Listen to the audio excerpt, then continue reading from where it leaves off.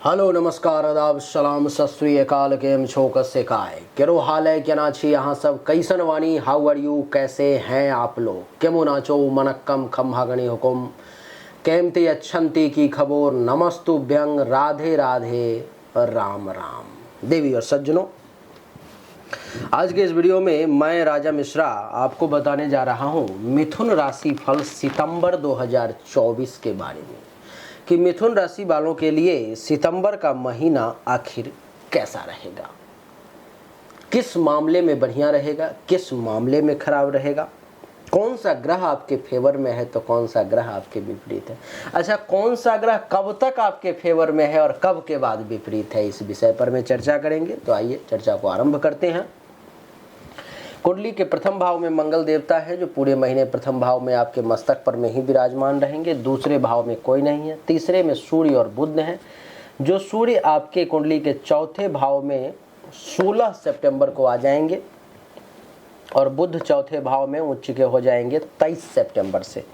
केतु और शुक्र यहीं रहेंगे। फिर शुक्र जो है सो 18 सितंबर को चले आएंगे कुंडली के पंचम भाव में और शनि जो है सो कुंडली के नवम भाव में कुंभ राशि में पूरे महीने विराजमान रहेंगे। राहु पूरे महीने यहीं रहेंगे और देव गुरु बृहस्पति पूरे महीने कुंडली के 12वें भाव में ही विराजमान रहेंगे। इन सब का क्या प्रभाव पड़ेगा एक एक करके जानने का प्रयास करते हैं।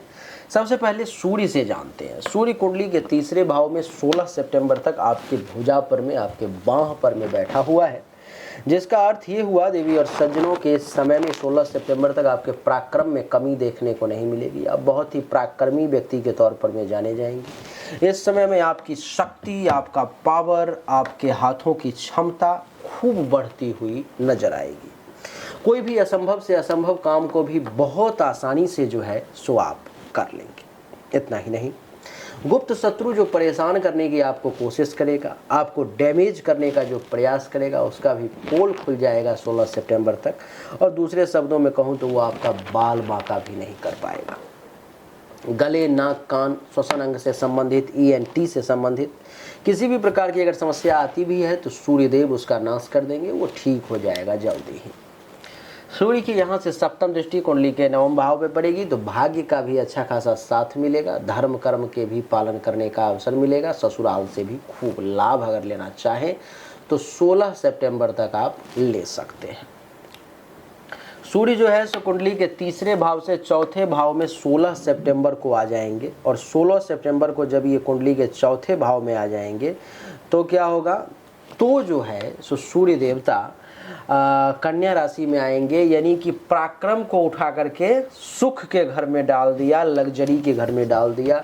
यानी कि अपने पराक्रम के बदौलत, अपनी शक्ति के बदौलत जो है इस समय में आप सुख सुविधा को हासिल करेंगे, आप लग्जरी को हासिल करेंगे, आप जमीन, मकान, गाड़ी, अचल संपत्ति के सुख को हासिल करेंगे अपने बाहुबल के बदौलत, अपने सुख के बदौलत।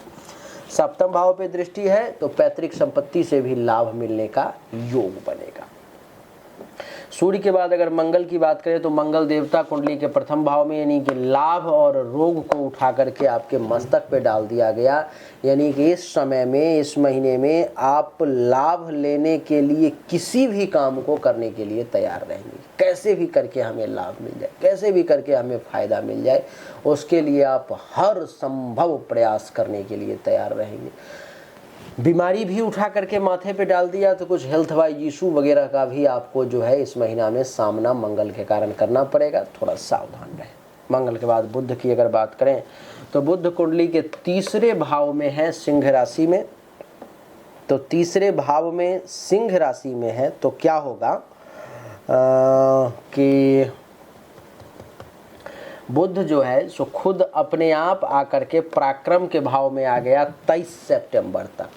यानी कि अपने आप को और लग्जरी को उठा करके पराक्रम भुजा पर में डाल दिया।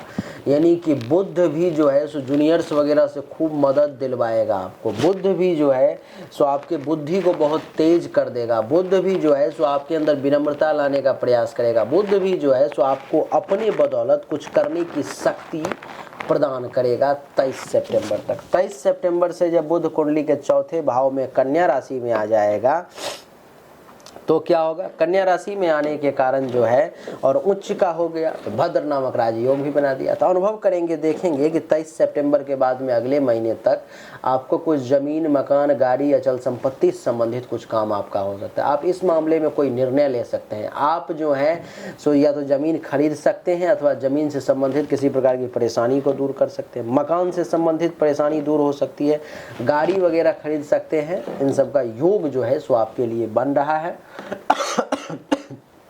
और बुध के बाद बात करेंगे गुरु की, तो देव गुरु बृहस्पति कुंडली के 12वें भाव में, यानी कि जीवन साथी को उठा करके 12वें भाव में, यानी कि जीवन साथी बीमार पड़ सकते हैं आपके, हेल्थ वाइज इशू उन्हें परेशान कर सकता है। और इतना ही नहीं, जीवन साथी का पैसा भी इस समय में ज़्यादा खर्च होगा और जीवन साथी के माध्यम से पैसा आपका इस समय में ज़्यादा हाथों से निकलता हुआ नजर आ रहा है, तो उस पर मैं थोड़ा सा काबू करेंगे।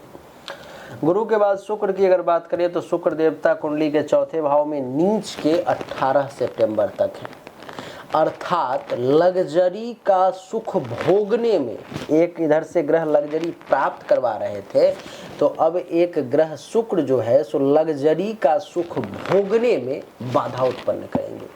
चीजें आ जाएंगी, चीजें रहेंगी, फिर भी आपको उसका सुख इतनी आसानी से नहीं मिल पाएगा, आप नहीं ले पाएंगे।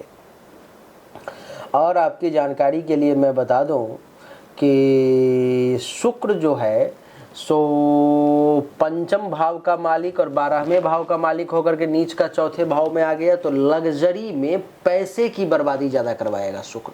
लग्जरी में आपका पैसा ज़्यादा से ज़्यादा खर्च हो सकता है, तो उस पर मैं थोड़ा सा काबू करने का प्रयास करेंगे। शुक्र आपके मन को बहकाने की कोशिश करेगा कि ये भी ले लो, वो भी ले लो, इसमें इतना खर्चा कर दो, ये कर, इस प्रकार की चीज़ें मन में वहम जो है उत्पन्न करने का प्रयास करें। 18 सितंबर के बाद जब शुक्र कुंडली के पंचम भाव में आ जाएगा तुला राशि में, तो बहुत अच्छा रिजल्ट देगा। 18 सितंबर के बाद पंचम भाव में आना यानी कि आपका दिमाग फिर से सही डायरेक्शन में काम करने लगेगा, सही निर्णय लेने लगेगा, सही चीज़ों को समझने लगेगा, जानने लगेगा। आपकी जानकारी के लिए बता दूं कि आपका आमदनी बहुत बढ़ जाएगा, बड़ी बड़ी उपलब्धि मिलने लगेगी आपको। और शुक्र जो है सो आपके विद्यार्थी वर्ग के लोग हैं तो पढ़ाई लिखाई में भी खूब मन लगेगा। जिसका प्रेम संबंध वगैरह चल रहा है उसके लिए भी शुक्र के माध्यम से बहुत अच्छा रिजल्ट रहेगा। प्रेम जीवन जो है बहुत अच्छा चलेगा। शुक्र के बाद शनि की बात करेंगे। शनि आपके कुंडली के 9वें भाव में कुंभ राशि में बैठा हुआ है, तो ये भी बढ़िया रिजल्ट देगा। जैसे कि देव कृपा आप पर में बनेगी, देवताओं का आशीर्वाद आप पर में बरसेगा।